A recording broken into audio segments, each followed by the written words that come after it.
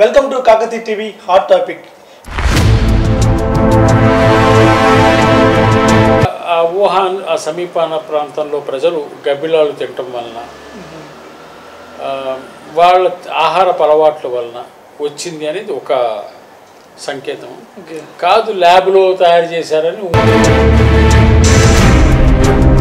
Corona virus అనేది virology. Corona virus అనేది ఇవాళ కొత్తగా ఉత్పత్తి అయిన వైరస్ కాదు. ఈ వైరస్ గురించి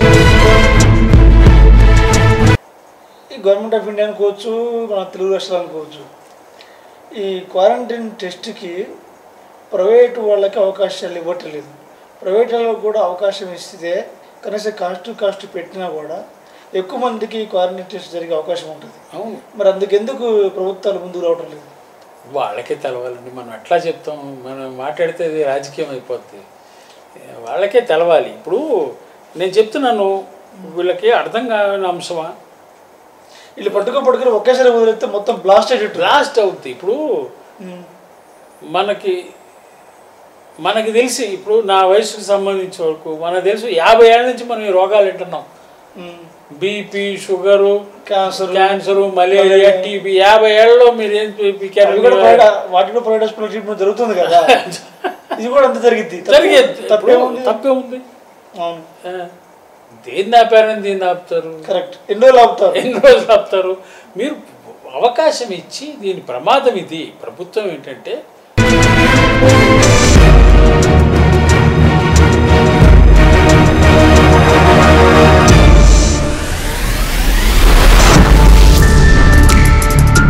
ఒకళ్ళ వల్ల అయ్యే పని కాదు. ఎవళ్ళు దేవుళ్ళు అయ్యే ప్రయత్నం చేయకండి. దేవుళ్ళు అవ్వకండి. దేవుళ్ళు అయితే ఫోటోకి దండ వేయాల్సి వస్తుంది. వద్దు. మీరు కలకాలం బతకాలి, మంచి పదవిలో ఉండాలి, ప్రజలందరినీ కలుపుకుని పోండి, విస్తృత స్థాయిలోకి వెళ్ళండి. ప్రపంచ ఆరోగ్య సంస్థ దీన్ని మహమ్మారిగా ప్రకటించింది.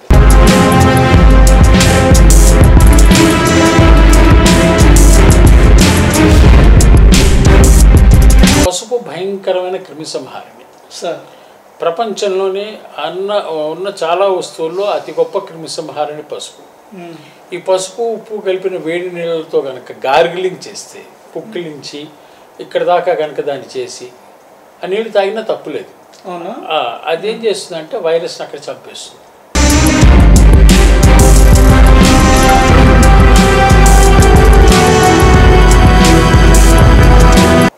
ఇవాళ చనిపోయారు, అంజయ్య గారు చనిపోయారు. ఆయన ఏమీ చదువుకోలేదు. ఎందుకు ఆయన గుర్తించుకుంటున్నాం? అవును, ప్రజాస్వామ్యవాది అని చెప్పి ఎందుకు గుర్తిస్తున్నాం? స్టూడెంట్లను కూడా పిలిచి మాట్లాడాడు. నిరసన అనేది ఎవడైనా తెలిపితే, నిరసన తెలపడానికి పర్మనెంట్గా ఆయన సెక్రటరీ దగ్గర ఒక హాల్ కట్టిస్తా అన్నాడు.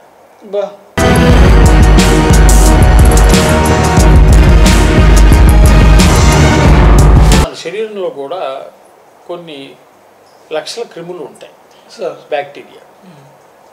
ఆ బ్యాక్టీరియా తన పని తాను చేసుకుంటూ ఉంటుంది. ఎక్కడికక్కడ బ్యాక్టీరియా ఉంటుంది. బ్యాక్టీరియా అనేది లేకపోతే మన ఆహారపు అలవాట్లు కానీ, మన భోజనం కానీ, మన భోజనం ప్రాసెస్ చేయటం కానీ, ఇది బి కాంప్లెక్స్ కింద మార్చడం కానీ, వైటమిన్స్ కింద మార్చడం కానీ, ఇవన్నీ జరగవు.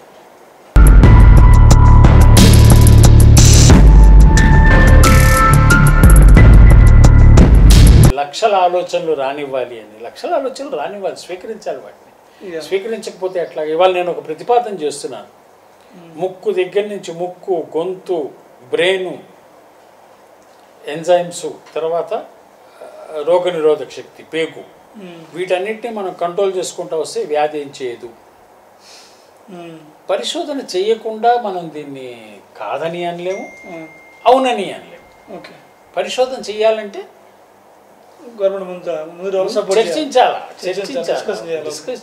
చర్చించాలి. దానికే టైం లేదు పాపం. కొంచెం బ్యూరోక్రటిక్ సెటప్లోనూ ఎక్కడో ఇరుక్కుపోయింది ప్రభుత్వాలు. జరుగుతాయి అనుకోండి, ప్రపంచవ్యాప్తంగా జరుగుతున్నాయి పరిశోధనలు. మేము కూడా మాట్లాడుతున్నాం కొన్ని. మీరు ఎలా చేద్దాం అనుకుంటున్నారు సార్? మీ ప్రపోజల్స్ ఏ విధంగా ఉన్నాయి? గవర్నమెంట్ కాలేజీలతో వాళ్ళతో మాట్లాడుతున్నాం. ఇప్పుడు ప్రైవేట్ కాలేజీలకు కానీ, ప్రైవేట్ ఇన్స్టిట్యూషన్కి కానీ ఎవరికి అనుమతి ఇవ్వట్లేదు. సో అందుకని గవర్నమెంట్ కాలేజీలతోనే మాట్లాడుతున్నాం, గవర్నమెంట్ హాస్పిటల్స్తో మాట్లాడుతున్నాం. వాళ్ళు ముందుకు వస్తే చేద్దామని. మరి అంటే ఇది ఏజ్ని బట్టి కూడా వస్తుందంటున్నది. రోగ నిరోధక శక్తి ఏజ్ని బట్టి తగ్గుతుంది అని అంటున్నాం, కానీ కొంతమంది యంగ్ ఫెలోస్ కూడా చనిపోయారు. అవును, చిన్నపిల్లలు కూడా వస్తుంది. మరి అందుకని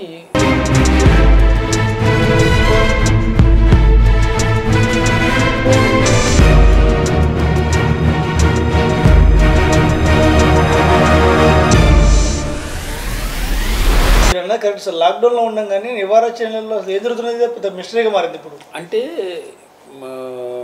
అసలు ప్రభుత్వాలు లాక్డౌన్ ఎందుకు చేసాయి, లాక్డౌన్ ఎప్పుడు చేయాలి, లాక్డౌన్ చేసాము అని అంటే ప్రతి బస్తీలో ప్రతి వ్యక్తిని మనం ముందు టెస్ట్ చేయాలి. ఓకే, టెస్ట్ చేసి ఈ 1,00,000 మందిలో 1000 మందికి జబ్బు వచ్చింది, ఆ 1000 మందిని పక్కన తీసేస్తే 1000 మందికి మనం మందులు ఇచ్చో బాగు చేస్తాం, 99,000 మంది బాగుంటారు.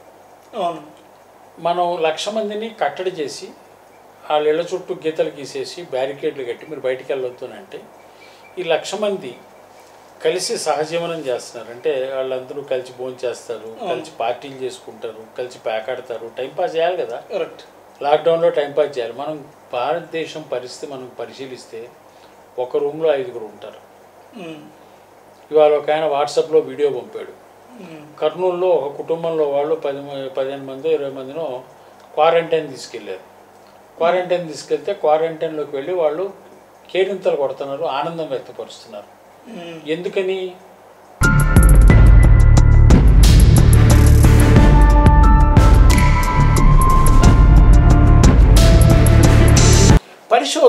పరిశోధన జరగాల్సిన దిశలో జరగకపోవటం 21వ దశాబ్దంలో చాలా బాధాకరం సార్. ఇది ఒక 100 ఏళ్ల క్రితం 200 ఏళ్ల క్రితం ఈ పరిస్థితి ఉంటే అప్పుడు పరిస్థితి వేరు. ఎందుకనంటే అప్పుడు రాజుగారికి తెలిసిందే వైద్యం, రాజుగారికి తెలియంది వైద్యం కాదు నడిచేది. ఇప్పుడు కాదు కదా, టెక్నాలజీ పెరిగిపోయింది, అందరికీ అన్ని విషయాల్లో అవగాహన వచ్చింది. ఈ అవగాహన ఉన్న దశలో తప్పుడు నిర్ణయాలు, తొందరపాటు నిర్ణయాలు మంచివి కావు.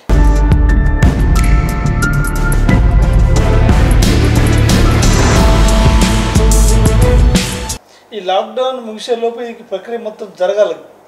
లాక్డౌన్ మొదలు పెట్టగానే ప్రక్రియ జరగాలి, కానీ లాక్డౌన్ ముగిసే సమయం వచ్చింది కానీ ప్రక్రియ ఎంత జరిగిందో తెలియదు మనకి. ఇవాళకి మనం పరీక్షలు కనుక చూస్తే భారతదేశంలో జనాభా నిష్పత్తితో కనుక పరీక్ష చూస్తే 1% వేసుకున్న 1,30,00,000 మందికి చెయ్యాలి. మనం ఇప్పుడు దాకా 5 లక్షలు 6 లక్షలు చేసామని చెప్తున్నాం. ఎక్కడో 6 లక్షలు అంటారు, ఎక్కడో 10 లక్షలు అంటారు. కనీసం 1% అంటే కొన్ని దేశాలు 2%, 3% దాకా వెళ్ళి.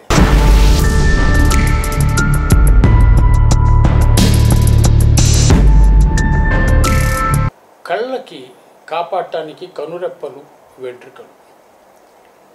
మనకి ప్రపంచంతో సంబంధం ఏర్పడేది ముక్కుతోటి. మనం నోరు మూసుకుని కళ్ళు మూసుకుని జీవించవచ్చు, కానీ ముక్కు మూసుకుని జీవించాలి. ముక్కుతో గాలి పీల్చుకుంటాం, కానీ గాలిలో ఉన్న వివిధ రకాల బ్యాక్టీరియా, వైరస్ ఇవన్నీ కూడా మన శరీరంలోకి వెళ్లకుండా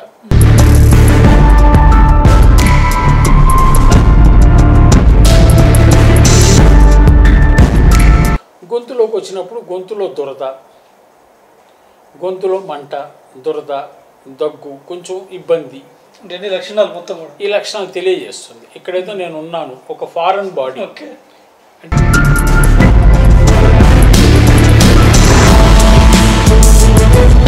సైన్స్ ఏం కోరుతుందంటే ఒక పని జరిగితే ఎందుకు జరిగింది, జరగకపోతే ఎందుకు జరగలేదు, రెండిటికి ప్రశ్న కావాలి. ప్రశ్నే సైన్స్కి పునాది. మనం సాధారణంగా ఏం చేస్తామంటే ప్రశ్నలు చంపేస్తూ ఉంటాం. మన పాలక వర్గానికి అపోజిషన్ వేసే ప్రశ్నలు పనికిరావు, శాస్త్ర పరిజ్ఞానంలో వచ్చే ప్రశ్నలు పనికిరావు. పాపం వాళ్ళ పరిస్థితి ఎవరు ప్రశ్నించొద్దు, వాళ్ళని ఎవరు ప్రశ్నించొద్దు, తట్టుకోలేరు. వాళ్ళే యజమానులు అయిపోతారు, వాళ్ళే సైంటిస్టులు అయిపోతారు, వాళ్ళే డాక్టర్లు అవుతారు. ఇప్పుడు అమెరికాలో డాక్టర్లు అందరూ పాపం చాలా టెన్షన్లో ఉన్నారు. ఎందుకంటే డాక్టర్ ట్రంప్ గారు రోజుకో వైద్యం చెప్తున్నారు అక్కడ.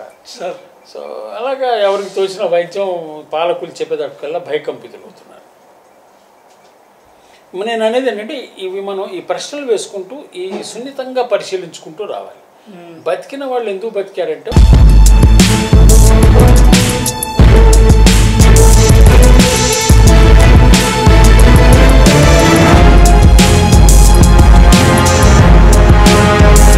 ట్రంప్ గారి దగ్గర నుంచి నేర్చుకున్నట్టున్నారు. పాలకులే డాక్టర్లు, పాలకులే లాయర్లు, పాలకులే జడ్జీలు, పాలకులే సర్వం సర్వం సర్వం వాళ్ళే. జనం కూడా వాళ్ళ మాట నమ్ముతున్నారు. వాళ్ళే వకీళ్ళు, వాళ్ళే జడ్జీలు, వాళ్ళే ఉరితాళ్ళు వేసుకుని ఉరి తీసేవాళ్ళు. ఇలా జరగకూడదు. ఎవరి పాత్ర వాళ్ళని పోషించగలగాలి. 10 మంది తమ పాత్ర తాము పోషిస్తే ఇప్పుడు అర్థం ఉండాలి. అర్థం ఉంటేనే కదండి తెలిసేది మనం కరెక్టా కాదా అని. ఇప్పుడు మేము ఎందుకంటే మాట్లాడితే పరిశోధన చేద్దాం రండిని, నాకు వచ్చిన అద్భుతమైన ఆలోచన మాట్లాడు. ఏ సైంటిస్ట్ కూడా అందరికీ అవకాశం ఇవ్వచ్చు కదా. ఏ సైంటిస్ట్ కూడా నాకు వచ్చిన అద్భుతమైన ఆలోచన అని చెప్పరు. నా ఈ ఆలోచనకి నాకన్నా ముందు 1000 మంది ఈ పద్ధతిలో పనిచేశారు, నాకు ఈ ఆలోచన అనిపిస్తుంది, దీన్ని పరిశోధించుదాం రండి, ఇందులో నిజం ఉండొచ్చు లేకపోవచ్చు, ప్రయత్నం చేద్దాం. ఈ ధోరణి శాస్త్రీయ ధోరణి అంటాం. ఈ ధోరణే సమస్యలకి పరిష్కారం వస్తుంది. ఇది కాకుండా అందరూ దేవుళ్ళు అయిపోతే పరిష్కారం కాదండి. దేవుడు కనపడ్డప్పుడు మన ప్రాబ్లం ఏంటంటే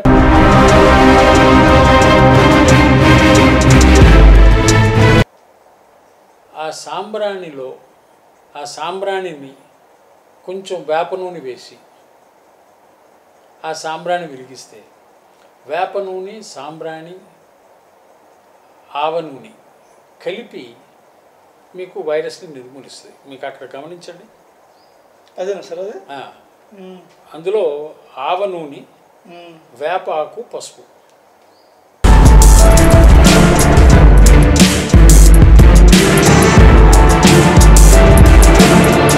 ప్రభుత్వాలన్నీ బహుశా కంగారులో ఉన్నారు. ఎందుకంటే ఒక గట్టి ఆరోగ్య భద్రత, ప్రజా ఆరోగ్య సంబంధించిన పునాది నుంచి విధానాలు లేకపోవటం వల్ల ఒక దేశం, ఒక ప్రాంతం కాదు, ప్రభుత్వాలు అందరూ కూడా కంగారులో ఉన్నారు. వీళ్ళు కంగారులో ఉండి వీళ్ళు పెట్టే అడావుడి వలన పాపం వైద్యులు, శాస్త్రవేత్తలు కూడా చాలా ఒత్తిడికి గురవుతున్నారు. ప్రపంచవ్యాప్తంగా మెడిసిన్ ఉందా లేదా? ప్రజెంట్ సిచ్యువేషన్ ఏంటి? ప్రపంచవ్యాప్తంగా ఈ రోగాన్ని జయించిన ప్రాంతాల్లో భారతదేశంలోని కేరళ కూడా వస్తుంది సార్. అందరికన్నా ముందు కేరళలో వచ్చింది. కేరళలో వచ్చింది. కేరళలో అందరినీ టెస్ట్ చేశారు. ఈ దేశంలో టెస్ట్ కిట్లు రాకముందు వాళ్ళు టెస్ట్ చేశారు. బతికిన వాళ్ళు ఎందుకు బతికారంటే వాళ్ళలో రోగ నిరోధక శక్తి గట్టిగా ఉంది. తర్వాత ఈ చనిపోయిన వాళ్ళందరూ కూడా ఊపిరి అందక చనిపోయారు. భారతదేశం మొత్తం కనుక మనం పరిశీలన చేస్తే బాగా ఈ వైరస్ మీద ఫైట్ చేస్తూ కనపడిన వ్యక్తి కేరళలో హెల్త్ మినిస్టర్ శైలజ తర్వాత, శైలజ అనుకుంటాడు పేరు, శైలజ తర్వాత తెలంగాణ హెల్త్ మినిస్టర్ ఈటెల రాజేశ్వర్. మీకు పగలు రాత్రి పనిచేస్తూ కనపడ్డాడు మనిషి. పగలు రాత్రి పనిచేస్తూ కనపడ్డాడు వ్యక్తి. ఇప్పుడు ఆయన మంత్రి, ఆవిడ అక్కడ మంత్రి. ఆవిడతో పాటు అక్కడ మొత్తం క్యాబినెట్, గవర్నమెంట్తో పాటు అక్కడ సైంటిస్టులు, డాక్టర్లు అందరూ కూడా పనిచేశారు ఒక యుద్ధ ప్రాతిపదికన. ఇక్కడ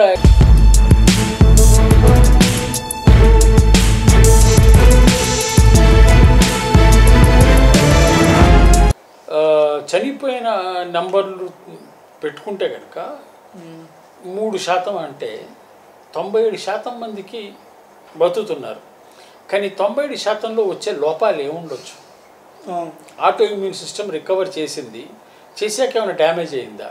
అయితే ఎంత మేరకు అయి ఉండొచ్చు, దానికి ఏ విధంగా వాళ్ళని సరి చేసుకోవచ్చు అనేది కూడా పరిశోధన చేయవలసిన అంశం. ఇది ఒక ప్రభుత్వంతో ఓ 4 సైంటిస్టులతో అయ్యే పని కాదు. కాదు. కోట్లాది మందికి వచ్చిన సమస్యని కొన్ని వేలాది మంది సైంటిస్టులు పనిచేసి పరిష్కారం వైపుకి వెళ్ళాలి.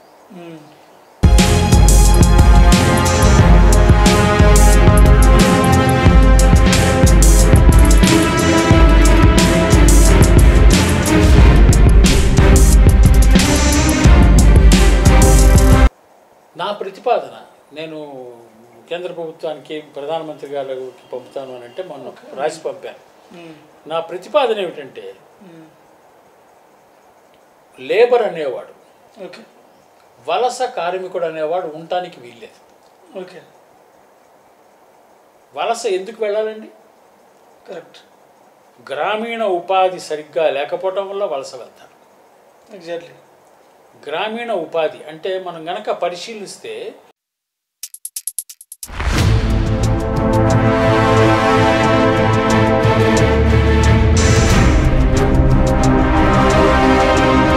ఇంత ఈ స్టేజ్లో కూడా దీనికి మందు కనిపెట్టలేకపోయారు. అంటే మందుకు ప్రయోగాలే జరగట్లా, మందుకి ప్రయోగాలు జరుగుతున్నాయని నేను అనుకోవట్లా. మేము కూడా ప్రతిపాదన పంపించాం. ఓకే. మేము ఎక్కడి నుంచి ప్రతిపాదన పంపించాం? కోళ్ళకు వచ్చే కరోనా వైరస్కి సంబంధించిన సార్స్ అంటే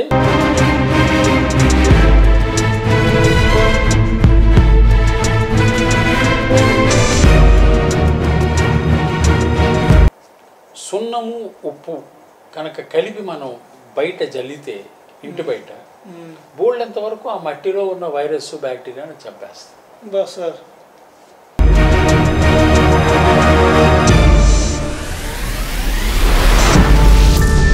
మా చిన్నప్పుడు వైరస్ ఇన్ఫెక్షన్కి మేము నవ్వుతూ చెప్పేవాళ్ళం, with treatment in 1 week, without treatment 7 days అని. ఎందుకని చెప్పేవాళ్ళం అంటే విత్ ట్రీట్మెంట్ అంటే నీకు గోళీ వేస్తే వారంలో పోతుంది, గోళీ వేయకపోతే 7 రోజుల్లో పోతుంది. ఆటో ఇమ్యూన్ సిస్టమ్ బాగు చేసుకుంటుంది. ఓకే. ఈ 97 మంది బతుకుతున్నారంటే 3 చచ్చిపోతున్నారు, 97 మంది బతుకుతున్నారంటే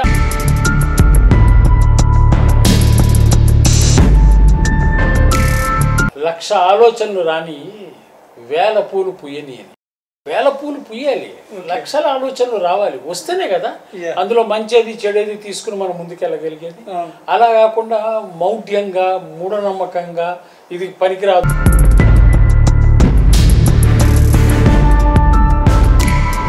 ఈ యాంటీబాడీస్ తయారు చేసిన తర్వాత ఆ వ్యక్తి రక్తం తీసి చెక్ చేస్తే ఆ రక్తంలో యాంటీబాడీస్ ఉంటే ఇతనికి వైరస్ సోకింది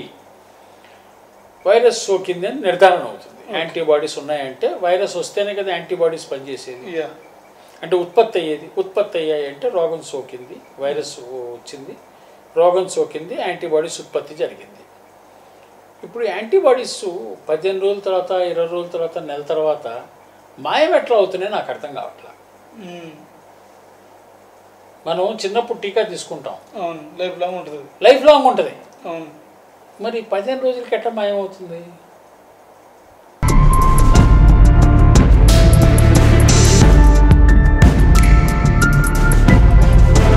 బేసిక్గా మిస్టేక్ ఎక్కడ జరిగిందంటే లాక్డౌన్ చేసిన దగ్గర నుంచి కూడా టెస్టులు చేయకపోవడం జరిగింది.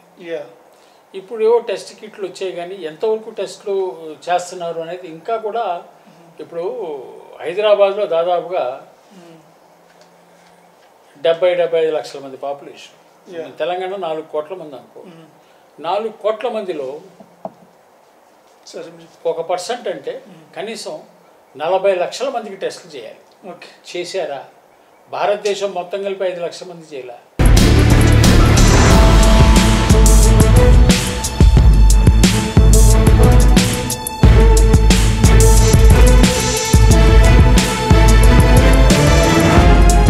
భారతదేశపు రాజకీయ నాయకుల్లోనూ ప్రతిదీ రాజకీయం చేసుకోవటం అలవాటు అయిపోయింది, ప్రతిదీ రాజకీయం చేయటం అలవాటు అయిపోయింది. ప్రతిదీ వాళ్ళకి ఓటు బ్యాంక్ పాలిటిక్స్కి ఎట్లా కన్వర్ట్ చేద్దామనే ఆలోచనలోకి అలవాటు అయిపోయింది. ఇది చాలా ప్రమాదకరమైన పరిస్థితి. అంటే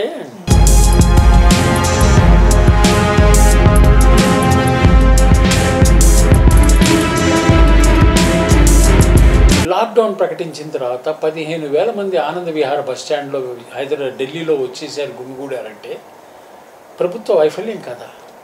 వాళ్ళు 400 కిలోమీటర్లు 300 కిలోమీటర్లు నడుచుకుంటూ వెళ్ళి దారిలో చచ్చిపోయారంటే ప్రభుత్వ వైఫల్యం కాదా? ప్రభుత్వ వైఫల్యమే కాదు, నేను భారత జాతి వైఫల్యం అంటాను నేను.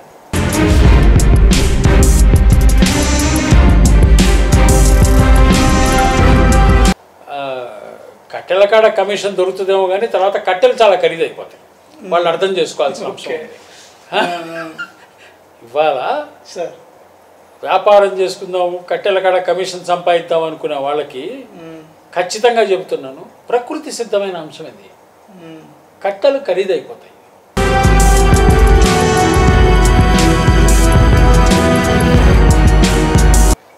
మెడిసిన్ అభివృద్ధి ఎలా ఉంది పరిస్థితి?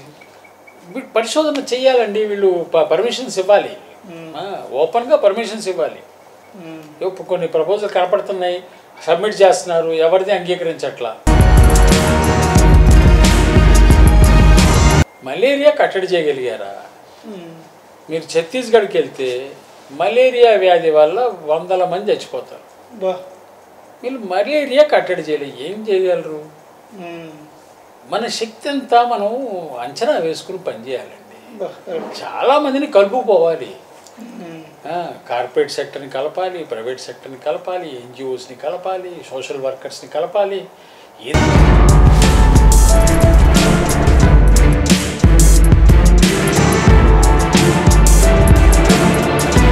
మనకి గవర్నమెంట్ ఆఫ్ ఇండియా కానీ మన తెలంగాణ తెలుగు రాష్ట్రాలు కానీ ఈ కరోనా వైరస్ని అరికట్టాలంటే ఇంకేం చేస్తే బాగుంటుంది? టెస్టులు నిర్వహించాలి, క్వారంటైన్స్ చేయాలి, సపరేట్ చేయాలి, సెగ్రిగేట్ చేయాలి. తర్వాత ఎంత వీలైతే కాలేజీలు, స్కూళ్ళు ఇవన్నీ సెలవులే కదా. మీరు ఎన్ని సెంటర్లు పెట్టగలిగితే అన్ని సెంటర్లు పెట్టి అంతమందిని క్వారంటైన్ చేయండి. ఎంతమందిని మీరు క్వారంటైన్ చేయగలిగితే అంతమందిని క్వారంటైన్ చేయండి. ఇప్పటికైనా మించిపోయింది లేదు. ఎందుకంటే ఈ వైరస్ 14 నుంచి 28 రోజులకి ఇంక్యుబేషన్ పీరియడ్ పెరిగిందన్నారు. పెరిగినప్పుడు ప్రమాదం పెరుగుతున్నట్లు లెక్క, ప్రమాదం తగ్గట్లా. 3 రోజుల్లో రోగం తెలిసిపోతుంది అనుకోండి, ప్రమాదం తగ్గినట్లు లెక్క. 28 రోజులు అంటే ఎంతమంది పాకింది 28 రోజుల్లో?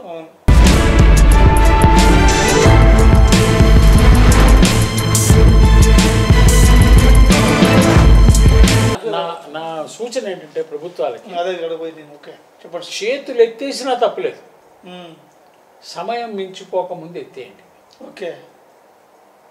నేను మళ్ళీ చెప్తున్నా, వేల పూలు వికసించని లక్షల ఆలోచనలు ఉద్భవించని అనే ఆలోచన లేకుండా ఉంటే ఆలోచనల్ని కట్టడి చేస్తాం. మేము చెప్పిందే వేదం, మేము చెప్పిన పద్ధతిలోనే జరగాలి అంటే చేతులు కాలక తప్పదు, చేతులు ఎత్తేక తప్పదు. ఆ పూట దోషిగా నిలబడాల్సిన పరిస్థితి ఉంటుంది. అంటే రాజుని ఎవడు కట్టడి చేస్తాడు, రాజుని ఎవడు దోషిగా నిలబెడతాడు, ఎవడు ట్రయల్ నిర్వహిస్తాడు అని గర్వం ఉండొచ్చు. కానీ కాలగర్భంలో మనం గమనిస్తే కాలం పెట్టిన పరీక్షకి అతీతులు ఎవరూ కాదు. కరెక్ట్. ఇవాళకైనా కూడా కళ్ళు తెరిచి 10 ఆలోచనలు తీసుకుని ఎలా చేద్దాము అని ప్రజాస్వామ్యయుతంగా ప్రజలందరితో మాట్లాడుతూ ప్రభుత్వాలు ముందుకెళ్తే ఉపయోగం తప్ప